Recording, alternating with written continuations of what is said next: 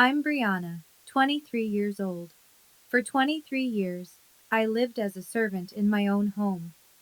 I woke at 5 every morning to scrub floors, cook meals, and wash clothes while my brother Brandon slept until noon in his king-sized bed.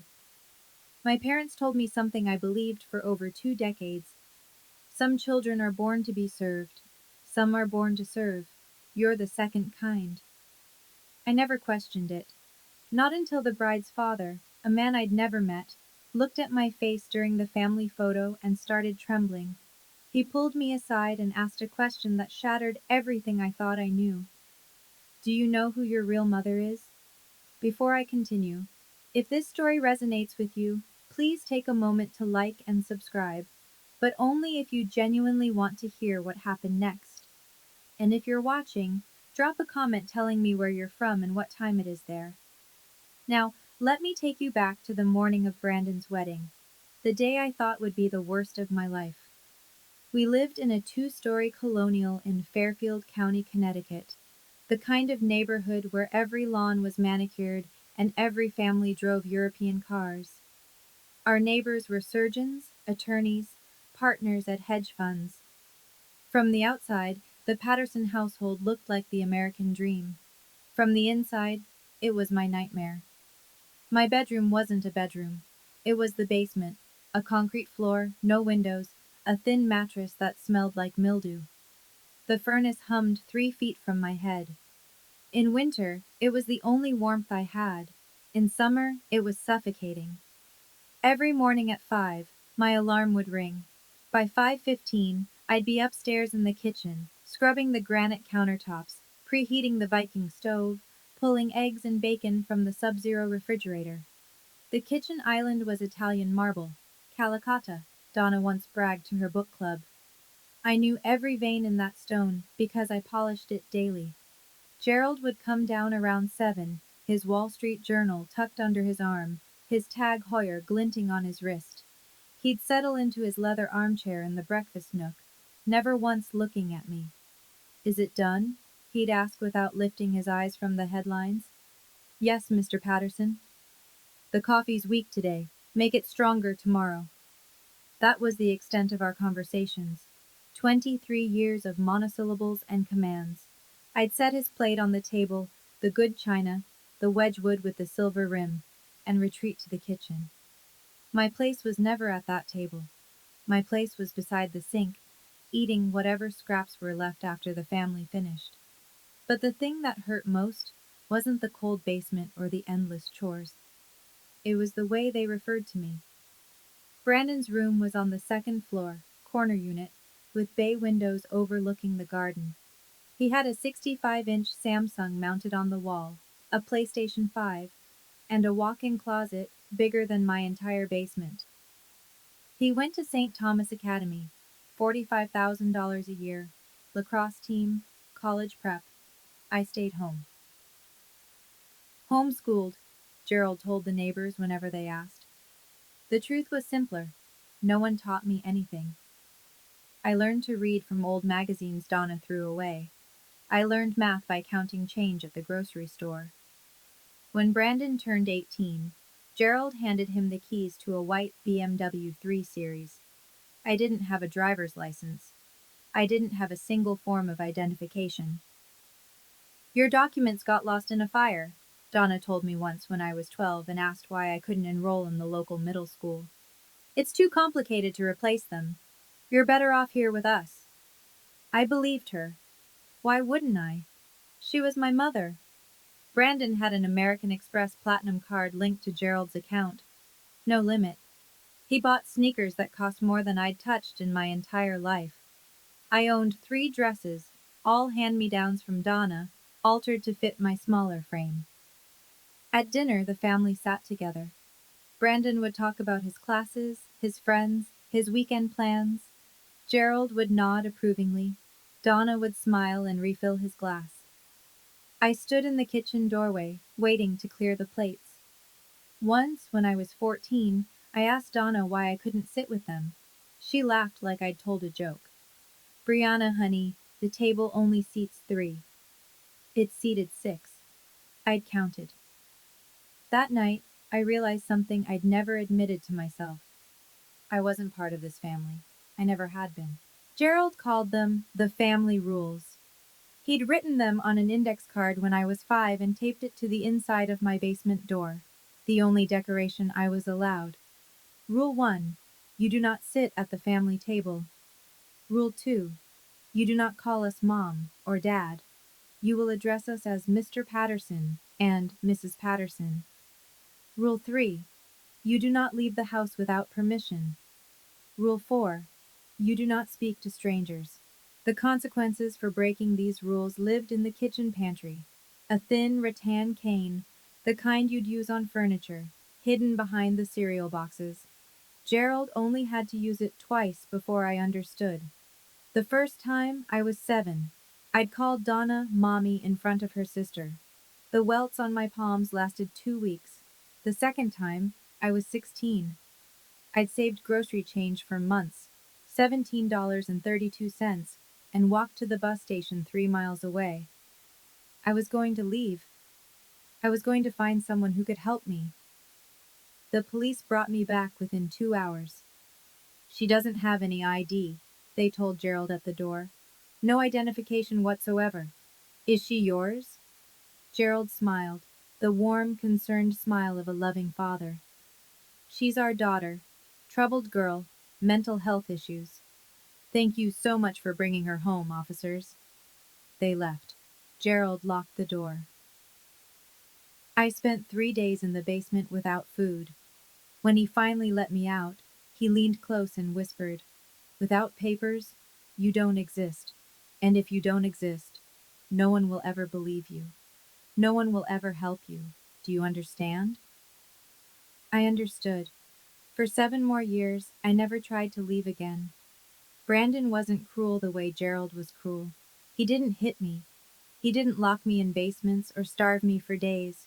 He simply didn't see me. To Brandon, I was furniture, functional, forgettable, there when needed. "Brianna, coffee. Brianna, my room's messy. Brianna, I need the car washed before my date." When his friends came over, he'd introduce me with a wave of his hand. "That's our housekeeper." Not sister, not family. Housekeeper. No one ever questioned it. I looked nothing like the Pattersons. They all had brown eyes and sandy hair. My eyes were green, almost emerald in certain light, and my hair was dark chestnut. I'd asked about it once, years ago. Donna slapped me and told me to stop asking stupid questions. At 26, Brandon was handsome, confident, and employed at one of the biggest real estate firms in Connecticut. He hadn't earned the job. His fiance's father had arranged it. Victoria Whitmore, blonde, poised, daughter of Richard Whitmore, CEO of Whitmore Properties, worth $47 million. Brandon had proposed to her 3 months ago at Pear Se in Manhattan, with a 2-carat diamond ring he'd charged to Gerald's card. The Pattersons were ecstatic. This marriage wasn't just love, it was a ladder. I overheard Gerald talking to Donna the night of the engagement. "This is it. This is how we get into their circle. Richard Whitmore could change everything for us." They didn't know that Richard Whitmore would change everything, all right. Just not the way they expected. The woman Brandon was marrying would become instrumental in destroying the life the Pattersons had built. Not because of her, because of her father. I was 15 when I finally asked the question I'd been holding inside for years. Donna was in the living room, flipping through a Pottery Barn catalog, marking pages with post-its. I'd just finished mopping the floors and my hands were raw from the bleach. "Mrs. Patterson?" She didn't look up. "What? Why am I different from Brandon?" The catalog lowered. Her eyes, cold, flat, the color of dishwater, met mine. "Different how? Why does he get to go to school? Why does he sit at the table? Why do I have to?" "Because."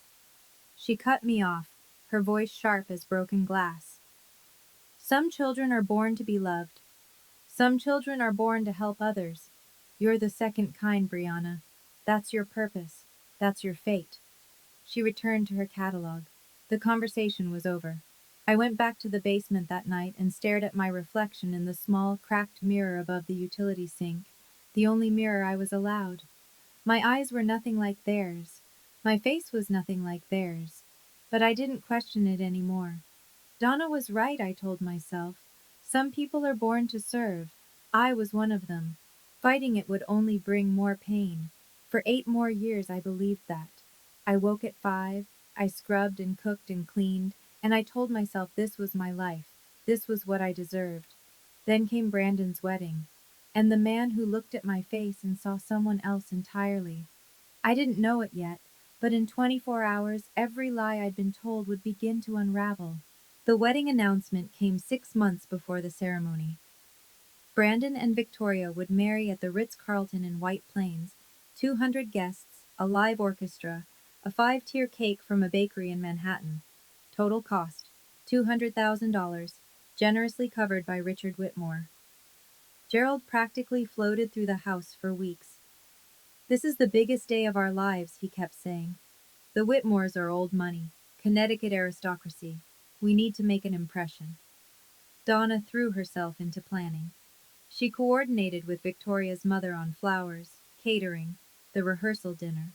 She bought a new dress, Oscar de la Renta, champagne-colored, $4,000. I assumed I'd be a bridesmaid. I'd spent 6 months helping prepare, addressing invitations, organizing RSVPs, picking up dry cleaning. I'd even practiced walking in heels, imagining myself in a lavender gown, standing beside the altar. Then, 3 weeks before the wedding, Donna sat me down in the kitchen. "We need to discuss your role," she said. My heart lifted. "Am I walking with the bridesmaids?" She laughed, not kindly. "No, Brianna, you'll be helping with service, passing out champagne, making sure guests have what they need." The words hit me like ice water. "You want me to work the wedding?" "It's not working, it's helping." Her smile was thin and practiced. "You know how you are, sweetheart. Clumsy, awkward. If you stood up there in front of the Whitmores, they'd wonder what's wrong with you. Is that what you want? To embarrass Brandon on his special day?" I shook my head slowly, the familiar numbness settling in. Later that night, the wedding invitations arrived from the printer. Embossed gold lettering, 600-gram cotton paper. I searched through every card. My name wasn't on the family list. It wasn't anywhere at all. The rehearsal dinner was held at the Greenwich Country Club. White tablecloths, crystal stemware, champagne that cost more per bottle than I'd seen in a year. The Whitmores had reserved the entire terrace overlooking the golf course. I wore black. Simple dress, white apron. Donna had selected the outfit herself. "You look professional," she'd said, adjusting my collar. "Remember, smile, don't speak unless spoken to, and stay invisible." I carried a silver tray of champagne flutes through the crowd. Whitmore cousins, business associates, old money families whose names I recognized from the society pages Donna left lying around. No one looked at me. I was part of the scenery. Until Victoria noticed. She approached me near the bar, her blonde hair swept into an elegant updo, her engagement ring catching the sunset light. "You're Brandon's sister, right? Brianna?" I nearly dropped my tray. "Yes, ma'am." "Why aren't you sitting with the family?" Before I could answer, Donna materialized at my elbow, her laugh high and bright. "Brianna prefers to help out. She's shy, always has been, happier in the background." She patted my arm with the affection of a woman posing for cameras. Victoria's brow creased, but she nodded politely and drifted back to her fiancé. I resumed my rounds. That's when I noticed him, Richard Whitmore, Victoria's father, standing near the railing with a glass of scotch, watching me, not glancing, watching. His face had gone pale, his jaw tight. He approached slowly. "Excuse me, what's your name?" "Brianna, sir." "Brianna." He said it like he was testing the sound. Do you happen to know who your birth mother is?" The question made no sense. "I'm sorry?" He stared at me for a long moment, then excused himself abruptly and walked toward the parking lot, phone already pressed to his ear. Donna watched him go, her smile frozen, her knuckles white around her champagne glass. The night before the wedding, I sat alone in my basement. Upstairs, I could hear laughter. Donna toasting with her sisters, Brandon's college friends clinking bottles in the living room. The house thrummed with celebration. Down here, there was only the hum of the furnace and the drip of a leaky pipe. I held the black uniform I'd wear tomorrow, pressing out the wrinkles with my hands since I wasn't allowed to use the iron after 9 p.m. Beside me lay the white apron, starched and spotless. On my lap was a photograph, the only one I had of myself with the family. I was 5 in the picture, standing at the edge of the frame while Gerald, Donna, and toddler Brandon posed together by the Christmas tree. They were touching. I was alone. In 23 years of living in this house, I didn't have a single photo where I stood beside my parents. Not one. Why? The question had whispered to me my whole life, but I'd always pushed it down. Asking led to pain. Curiosity led to punishment. But tonight, in the darkness, the question wouldn't stay buried. Why didn't I look like them? Why did they treat me like a stranger? Why had they kept me hidden for so long? I thought about Richard Whitmore's face at the rehearsal dinner, the way he'd gone pale, the tremor in his voice when he asked about my mother. He'd looked at me like he knew me, like he'd been looking for me, but that was ridiculous. No one had ever looked for me. No one had ever wanted me. Tomorrow I would serve champagne at my brother's wedding, while my family pretended I didn't exist. Then life would go on, exactly as it always had. At least, that's what I believed. I had no idea what was coming. I woke at 4 a.m. on the morning of Brandon's wedding. The house was silent. I crept upstairs and started breakfast. Eggs Benedict, fresh squeezed orange juice, the spread Gerald expected before any major event. By 6, I had the dining room set with the good china. Then I moved to the guest room where Victoria's wedding dress hung in its garment bag. Vera Wang. $12,000. Hand-beaded bodice with a cathedral train. Donna had insisted on storing it at our house, claiming our closets had better humidity control than the Whitmore estate. The real reason, I suspected, was so she could show it to her friends. I steamed the fabric carefully, terrified of leaving a single crease. My hands trembled. If I damaged this dress, I didn't want to imagine what Gerald would do. Footsteps behind me. Donna appeared in the doorway, wrapped in a La Perla silk robe, her hair in rollers. "Don't touch the beading," she said. "That's imported crystal, worth more than you." "Yes, Mrs. Patterson." She watched me work, arms crossed. "When we arrive at the hotel, you'll enter through the service entrance. Don't let anyone see you going in." "Yes, Mrs. Patterson." "And don't embarrass us." Her voice dropped, sharp and cold. "This is the most important day of Brandon's life. If you do anything to ruin it, I will make you regret it." Gerald's voice boomed from downstairs. "Brianna, where's my coffee?" Donna smirked and left. I stood there, holding the steamer, staring at the wedding dress I wasn't allowed to touch, and the life I wasn't allowed to live. Something shifted inside me, small but irreversible. This would be the last time. I didn't know how, I didn't know when, but I was done. Enough. The Ritz-Carlton Grand Ballroom looked like something from a fairy tale. Crystal chandeliers dripped from 30-foot ceilings. White roses cascaded from every surface, the altar, the centerpieces, the sweeping archways. 200 gilded chairs faced a platform where Brandon would soon stand and promise forever to a woman whose family fortune could buy our entire neighborhood. I entered through the loading dock. The catering manager handed me a silver tray and pointed toward the ballroom. "Champagne service. Keep moving, keep smiling, don't engage in conversation." I nodded and took my position. Guests streamed in. Women in designer gowns, men in bespoke suits, diamonds glittering under the chandeliers. I wove between them, offering flutes of Veuve Clicquot, my eyes fixed on the floor. A woman in Chanel stopped me. "Excuse me, are you with the hotel?" "Yes, ma'am." The lie came easily. Gerald passed by without a glance. Donna paused just long enough to whisper, "Your posture is terrible. Stand up straight." Then Brandon appeared with his groomsmen, laughing, adjusting his Tom Ford cufflinks. He saw me and waved me over. "Brianna, hey, make sure there's extra shrimp at my table. You know how Dad gets." "Of course." He turned back to his friends. One of them, a former lacrosse teammate, squinted at me.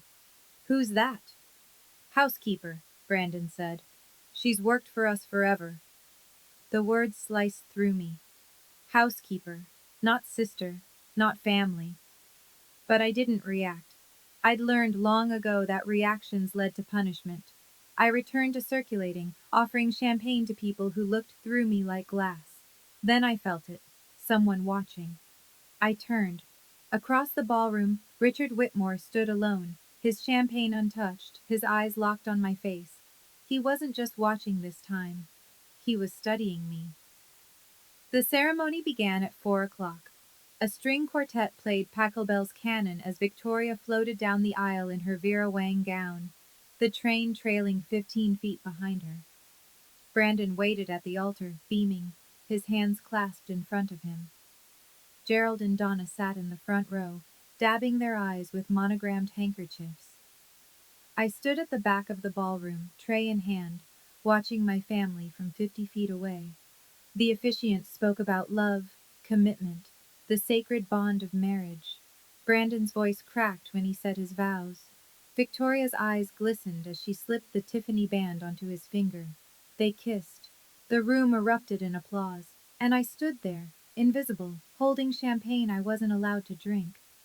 For a moment, I let myself imagine a different life, one where I sat in that front row beside Donna, one where I wore a lavender dress and held a bouquet of roses, one where Brandon introduced me to his bride as my sister Brianna instead of our housekeeper.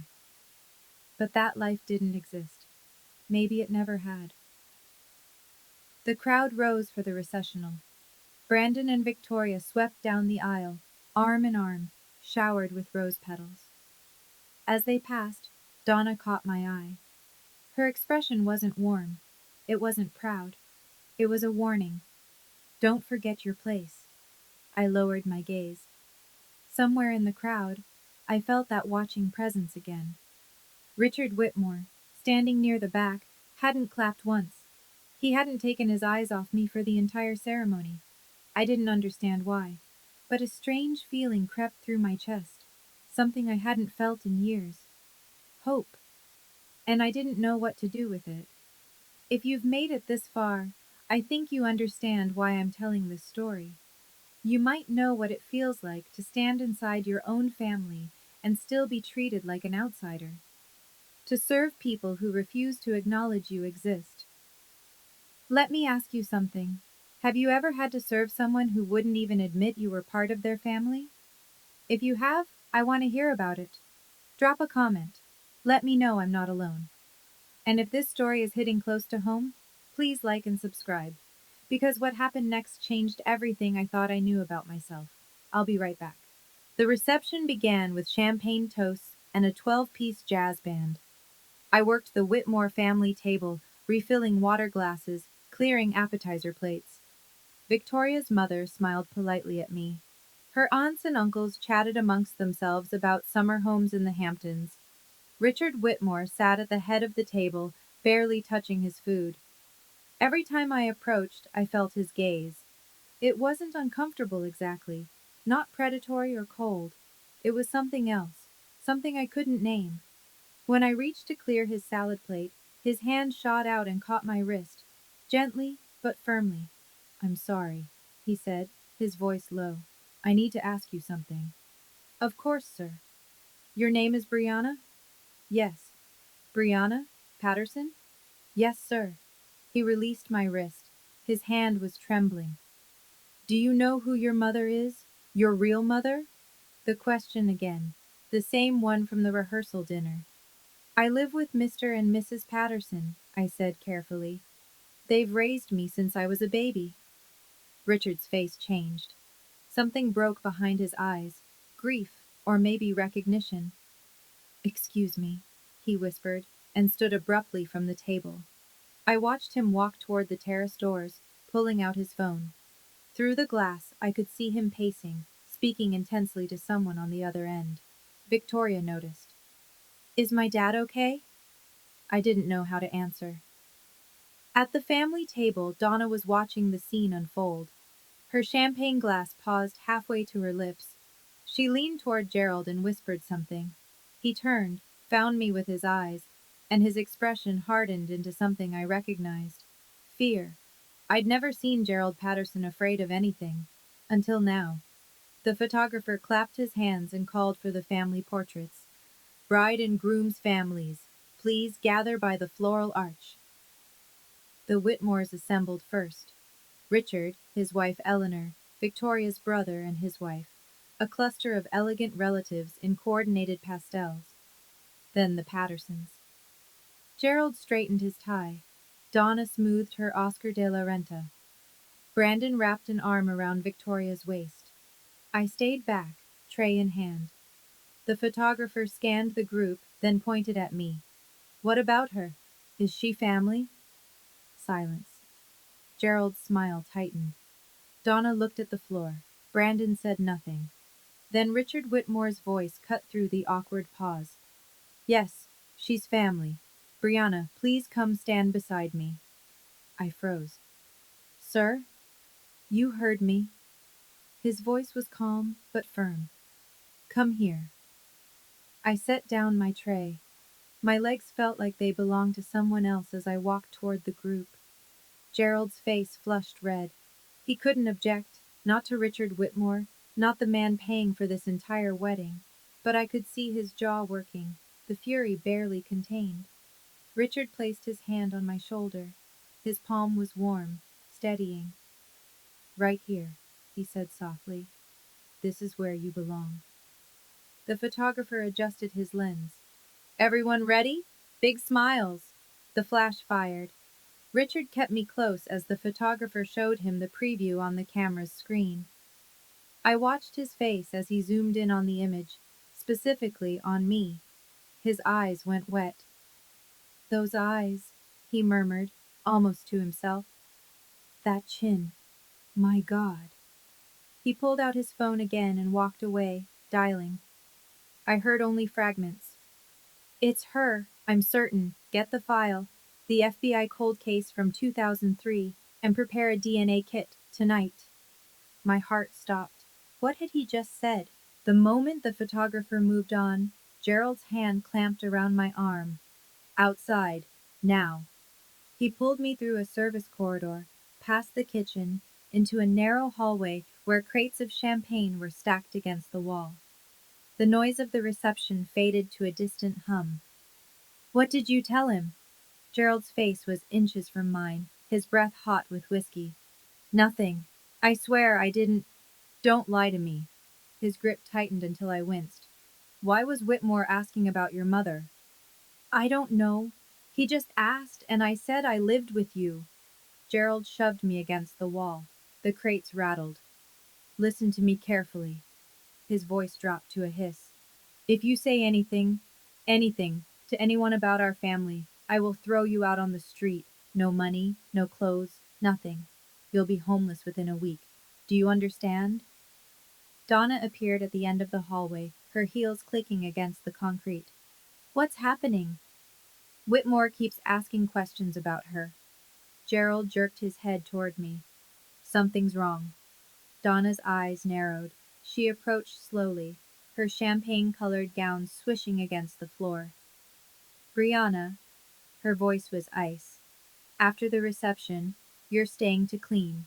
You don't speak to anyone, and whatever Mr. Whitmore wants to discuss, you tell him nothing. We are your family. We saved you. Without us, you'd be dead in a gutter somewhere." She smiled, that practiced public smile. "Now get back to work, and if you embarrass us again, I promise you'll regret it." They left me there, shaking, alone among the champagne crates. Gerald's words echoed in my head. "Without papers, you don't exist. But Richard Whitmore thought I did exist. He thought I was someone. The question was, who? I returned to the reception floor in a daze. The jazz band had started, and couples swayed on the dance floor, Brandon and Victoria in the center, their foreheads touching, the picture of newlywed bliss. Gerald and Donna sat at the family table, laughing with guests, performing their roles as devoted parents. I picked up my tray and resumed circulating, but my hands wouldn't stop trembling. Gerald was right. Without documents, without proof of identity, I was no one. If I tried to leave, I'd be picked up by police within days. A vagrant with no name, no history, no one to claim her. This was my life. It always had been. It always would be. I drifted toward the ballroom's edge, toward the exit. Maybe I could just slip away, disappear into the night, walk until my legs gave out and let whatever happened next happen. What difference did it make? No one would miss me. No one would even notice I was gone. Brianna. I turned. Richard Whitmore stood behind me, his face etched with something I didn't recognize. Concern? Grief? May I speak with you privately? Just for a moment. I glanced toward the family table. Donna was watching us, her smile frozen. I don't think I should. Please. His voice cracked. It's important. I've been looking. I've been looking for someone for a very long time. He reached into his jacket pocket and pulled out a photograph. It was old, faded, soft at the edges, like it had been handled countless times over many years. A young woman holding an infant, dark chestnut hair, green eyes, eyes exactly like mine. Do you recognize anyone in this picture? Richard asked quietly. My throat closed. I I don't know who that is. But something deep inside me stirred, something that felt like remembering. Richard led me to the terrace overlooking the hotel gardens. The night air was cool. Inside, the reception continued. Clinking glasses, bursts of laughter, the band launching into a Sinatra standard. Out here, there was only the distant hum of traffic and the hammering of my own heart. Richard held the photograph toward me again. In the soft light from the ballroom, I could see it more clearly now. The woman was young, mid-20s maybe, with a tired but radiant smile. The baby in her arms was wrapped in a pink blanket, eyes closed, impossibly small. This is my sister Margaret, Richard said, and the baby is her daughter, Brianna Ashford Whitmore. I stared at him. I don't understand. 23 years ago, Margaret's baby was taken from Stanford Hospital, kidnapped from the nursery in the middle of the night. His voice wavered. My sister spent 5 years looking for her. She hired investigators, worked with the FBI, never stopped believing her daughter was alive. He swallowed hard. She died when the baby would have been 5. Heart failure. But the doctors said it was grief. She simply gave up. I'm so sorry. My voice came out as a whisper. But I don't see what this has to do with me. Richard turned to face me fully. Brianna. The baby's name was Brianna. She had green eyes, rare in our family, but Margaret had them too. He gestured toward my face. That nose, that chin, the shape of your mouth, it's identical. I took a step back. Mr. Whitmore, I think you're confused. I've been searching for 23 years. Tears streamed down his cheeks. And when I saw you at the rehearsal dinner, I knew. He reached into his other pocket and withdrew a small plastic container. Please, let me take a DNA sample. If I'm wrong, I'll never bother you again. But if I'm right, he steadied himself. If I'm right, then the people in that ballroom are not your family. They're the people who stole you. The words hung in the air like smoke. Stole you. For 23 years, I'd been told I was worthless, born to serve, lucky to have a roof over my head. And now this man, this stranger, was telling me I might have been stolen. That the people who raised me might be criminals. That I might have a family who actually wanted me. It was too much. Too impossible. I can't, I said, backing away. I can't do this. Brianna, please. Richard's voice was gentle but urgent. I have a lab on standby. ABB certified, the gold standard for DNA testing. Results in 72 hours. Even if the test matches, if it matches, you're Margaret's daughter. You're my niece. He swallowed. And you're the legal heir to the trust she established before she died. I stopped. What trust? Margaret never gave up hope that her daughter would be found. She set up a trust fund in your name, in Brianna Ashford Whitmore's name, to be released if you were ever recovered. It's been growing for 23 years. How much? Richard met my eyes. $12 million? The terrace tilted beneath me. But this isn't about money, he said quickly. It's about the truth. It's about justice. And it's about giving my sister peace, finally knowing what happened to her child. Inside, the band shifted to a slow ballad. I could see Donna through the glass doors, scanning the room, looking for me, looking for her property. I thought about the basement, the rules, the cane in the pantry. 23 years of being told I was nothing. And then I thought about Margaret Whitmore, dying of grief, never knowing what happened to her baby girl.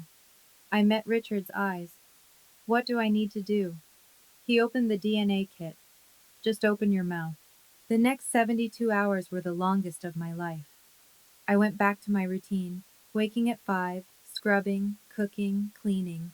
But everything felt different now. Every time Gerald barked an order, I looked at his face and wondered, did you buy me? Every time Donna criticized my work, I heard Richard's voice. The people who stole you. They noticed the change. What's wrong with you? Donna demanded on the second morning. I'd let the coffee sit too long, and it had turned bitter. Nothing, Mrs. Patterson. I'm just tired. You're always tired. She poured the coffee down the sink. Make another pot, and this time, pay attention. I made another pot. I washed the dishes. I folded the laundry.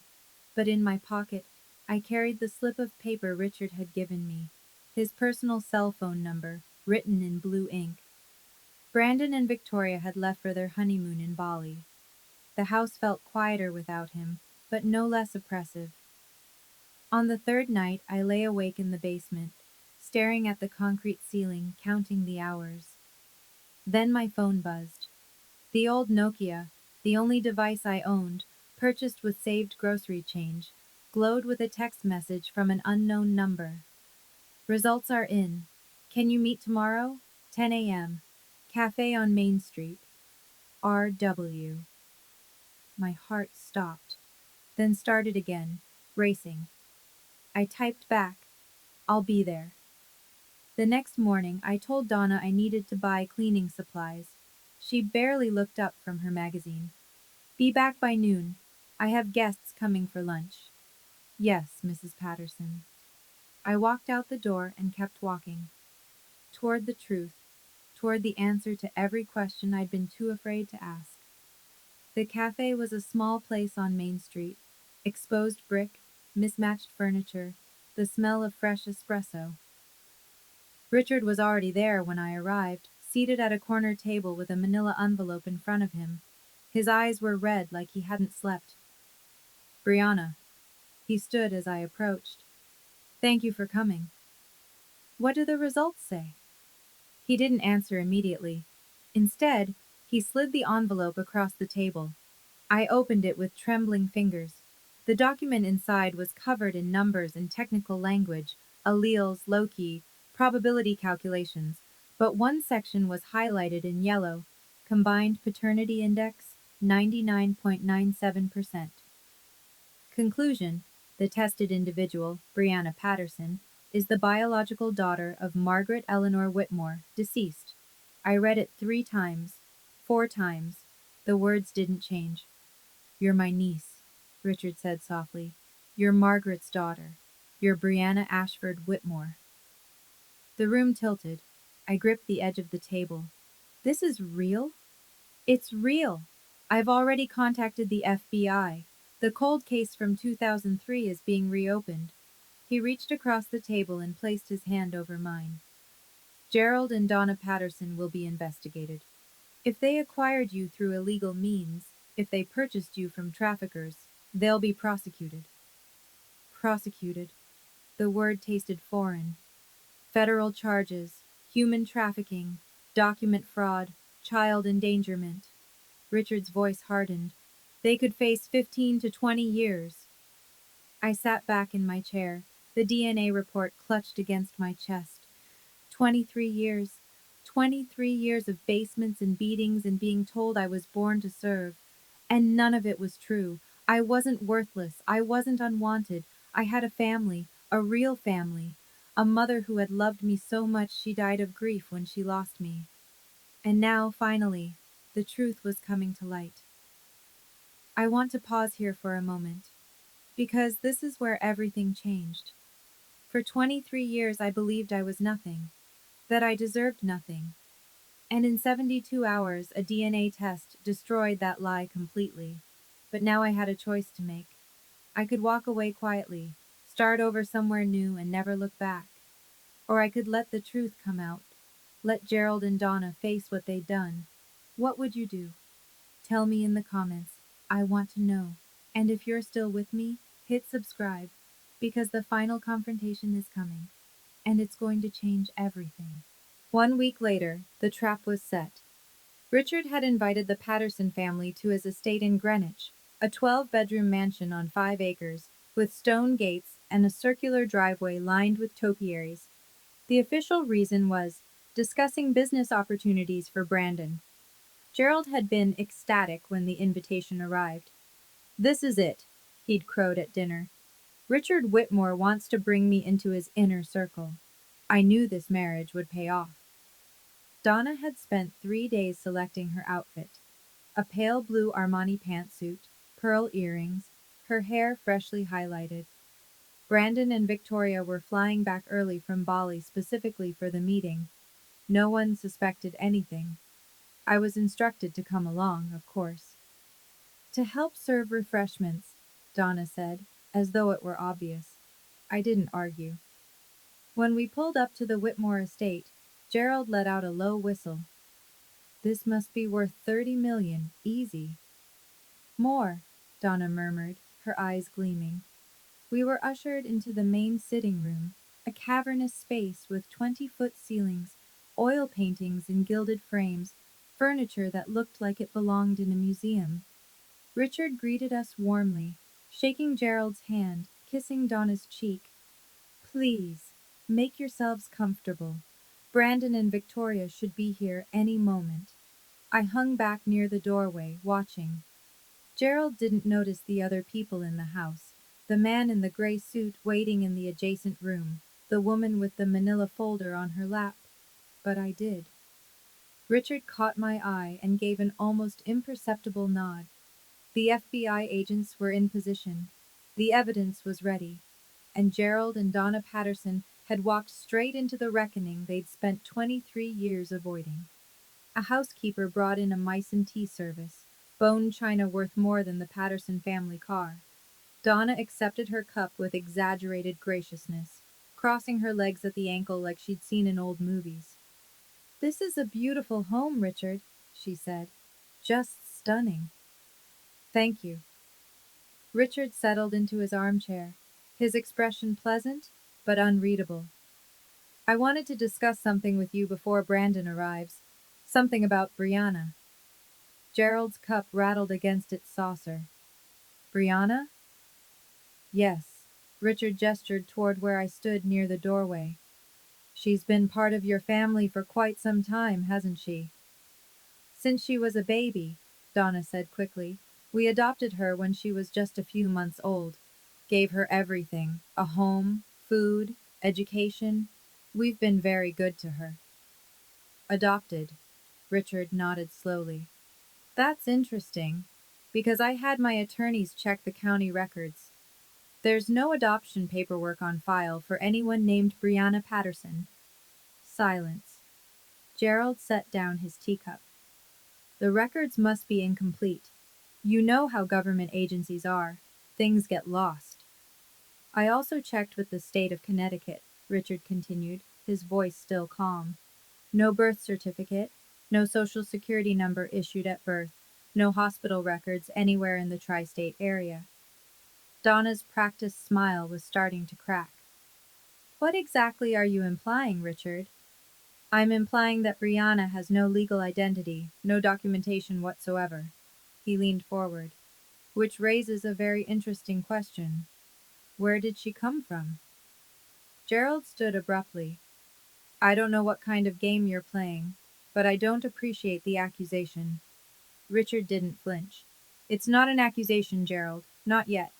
He opened the leather portfolio on the table beside him. But I think you should see what's in this folder.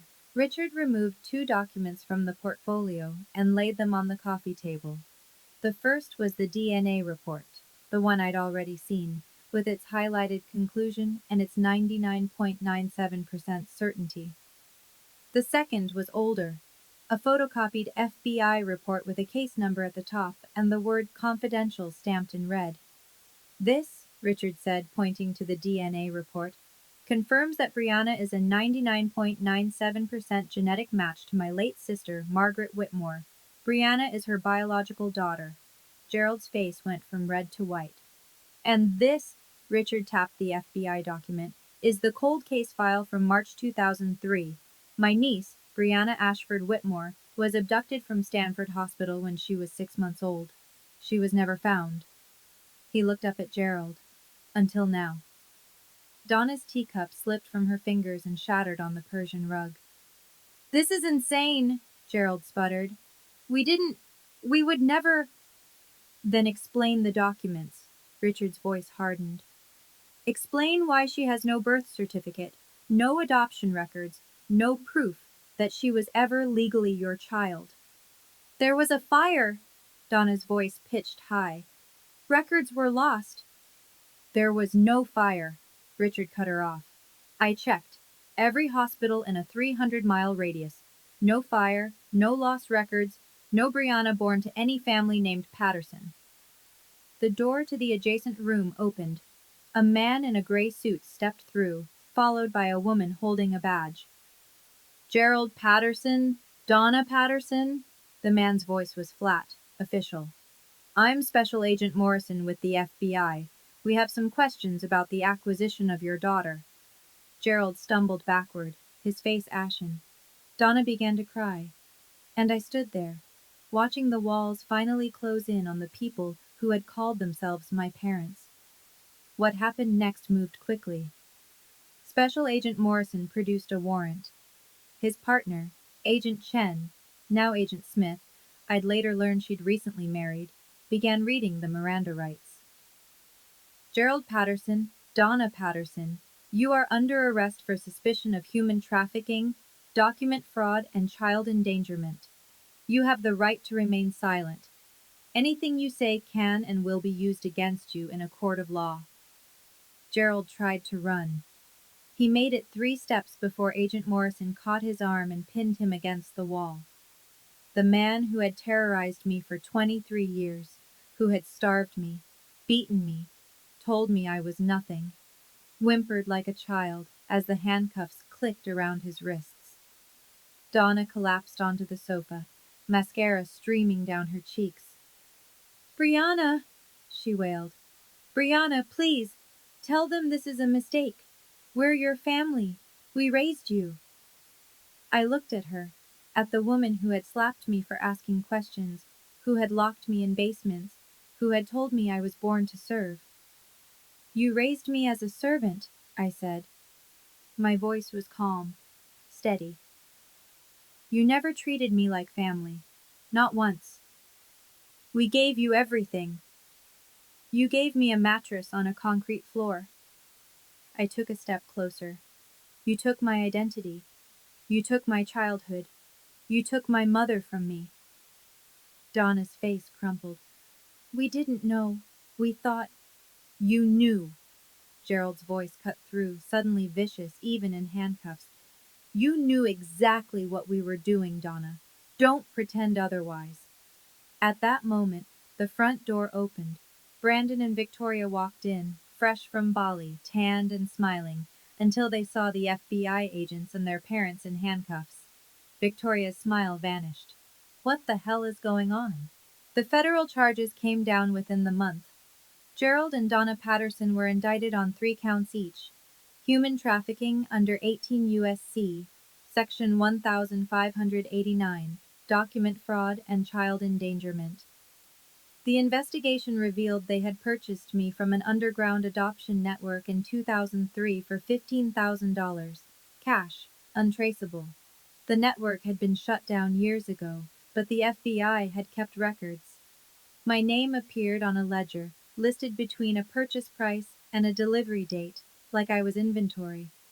The trial lasted 4 months. I testified twice. Gerald maintained his innocence until the end, claiming he'd been told I was an orphan, that he'd simply given me a better life. The jury didn't believe him. Donna turned on him during her testimony, claiming she'd been coerced, that Gerald had threatened her, that she'd always wanted to treat me better but couldn't. The jury didn't believe her either. Final sentencing. Gerald received 18 years in federal prison, Donna received 12. Their assets were frozen pending civil proceedings. The house in Fairfield County, the one with the Sub-Zero refrigerator and the Calicotta marble in the basement where I'd slept for 23 years, was seized to cover legal fees and potential restitution. Brandon's world collapsed too. Richard Whitmore withdrew all financial support the day of the arrest. The $200,000 spent on the wedding? Now Brandon's debt. His job at Whitmore Properties? Terminated immediately. Victoria filed for divorce 3 weeks later. I can't do this, I overheard her tell Brandon on the phone. Your parents bought a human being. They trafficked a child. I can't be associated with that. The man who'd grown up as a prince was suddenly alone, unemployed, and drowning in debt. And me? For the first time in my life, I was free. Brandon called me 6 months after the sentencing. I almost didn't answer. The name on the screen, Brandon Patterson, still triggered something cold in my chest, even now, but curiosity won. Hello? Brianna. His voice was thin, unfamiliar, not the confident golden boy I'd grown up serving. Someone hollowed out. I need to talk to you. About what? I'm in trouble. He laughed bitterly. That's an understatement. The apartment's gone. The car's gone. Victoria's lawyer is asking for damages because of the emotional distress of being associated with my family. I can't get a job anywhere. Everyone's seen the news. I waited. I was wondering if maybe you could help me out. Just alone. Just until I get back on my feet. There it was. 23 years of being treated like furniture, and now he needed something from me. Brandon, I said slowly, in all the years we lived in the same house, did you ever help me? Silence. Did you ever stand up for me when Gerald hit me? Did you ever ask why I slept in the basement? Did you ever once treat me like a sister? I didn't know. You knew. My voice stayed level. You just didn't care. I was convenient. I made your life easier. And now that I'm not there to serve you anymore, you have no idea how to survive. Brianna, please. I'm not going to help you, Brandon. Not because I hate you, but because you need to learn something you never learned growing up. I paused. Actions have consequences, and so does silence. I hung up. My hand was shaking, but my heart was steady. For the first time in my life, I had set a boundary, and I intended to keep it. The inheritance came through 3 months after the trial ended. Richard's lawyers had worked tirelessly to verify my identity and activate the trust Margaret had established in 2003. The process required court orders, FBI confirmation, and stacks of paperwork. But eventually, the final document arrived. Beneficiary: Brianna Ashford Whitmore Trust. Value: $12,847,329.16. Status: active. I read the number 7 times before it felt real. Richard drove me to the bank himself on the day the funds were released. We sat in a private office on the top floor, surrounded by mahogany furniture and oil paintings, while a banker explained investment options and tax implications. $12 million, more money than the Pattersons would see in 10 lifetimes. But it wasn't the money that changed me. It was the name. Brianna Ashford Whitmore. My real name. The name my mother had given me before I was stolen. Richard helped me move into a guest suite at the Greenwich estate. I had my own room, with windows overlooking a rose garden, a king-sized bed with Egyptian cotton sheets, and a bathroom bigger than my old basement. The first night, I couldn't sleep. I just walked around touching the walls, running my fingers across the curtains, reminding myself this was real. Richard enrolled me in a college preparation program. My lack of formal education didn't matter. There were resources, tutors, people who specialized in helping survivors of trafficking rebuild their lives. A year later, I received my acceptance letter. Yale University, full scholarship through a program for human trafficking survivors. I held the letter in my hands and cried for an hour.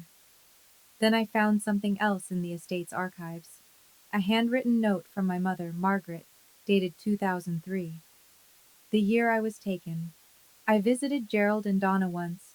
It was 8 months after their sentencing. I didn't owe them anything. Richard and my therapist both said I shouldn't go. But I needed closure. I needed to look them in the eye and say what I'd been carrying for 23 years. The Federal Correctional Facility was in northern Pennsylvania. Gray concrete, razor wire, fluorescent lights that made everyone look sick. Gerald was escorted in first, wearing an orange jumpsuit that hung loose on his frame. He'd lost weight. His Tag Heuer was gone. His wrist was bare. Donna came next. No more Oscar de la Renta. No pearls. Just prison-issue clothing, and a face that had aged 10 years in 8 months. They sat across from me at a metal table. "You came," Donna whispered. Her eyes welled up. "I prayed you would come." "I'm not here for reconciliation," I said. "I'm here because I have something to say." Gerald glared at me. Even now, broken and imprisoned, that familiar contempt flickered in his eyes. "Then say it." I met his gaze. "For 23 years, you made me believe I was worthless, that I was born to serve, that I should be grateful for scraps." I kept my voice steady. "But you were wrong. I wasn't born to serve. I was stolen, and you knew it." Donna sobbed. "We thought we were saving you. You thought you were getting free labor." I cut her off. "I'm not here for your excuses. I'm here to tell you, I'm done. I'm not carrying your shame anymore. I'm not carrying your cruelty." I stood. "I will never forget what you did to me. But I won't let it define me either." I walked out without looking back, and I never saw them again. I'm writing this from my dorm room at Yale. It's small, much smaller than the suite at Richard's estate, but it's mine. My name is on the door. My books are on the shelves. My acceptance letter is framed above my desk. Some mornings I still wake up at 5 out of habit, but now, instead of scrubbing floors, I make coffee and read my psychology textbooks. I'm studying to become a therapist, specifically to work with survivors of trafficking and family abuse. I want to help people like me find their way out of the darkness. On my nightstand, next to my alarm clock, I keep two things. The first is my new birth certificate, Brianna Ashford Whitmore, born March 3, 2003, at Stanford Hospital, California. Mother, Margaret Eleanor Whitmore. The second is the letter Richard found in Margaret's archives, the one she wrote to me the week I was taken, before she knew I'd been stolen. "My darling Brianna, if you're reading this one day, I want you to know that you were the greatest gift I ever received. From the moment you were born, I knew you were meant for extraordinary things. No matter what happens, no matter where life takes you, remember, you are loved, you are wanted, you are enough." I read it every morning. 23 years, I believed I was nothing, that I was born to serve, that I didn't deserve a seat at the table. Now I know the truth.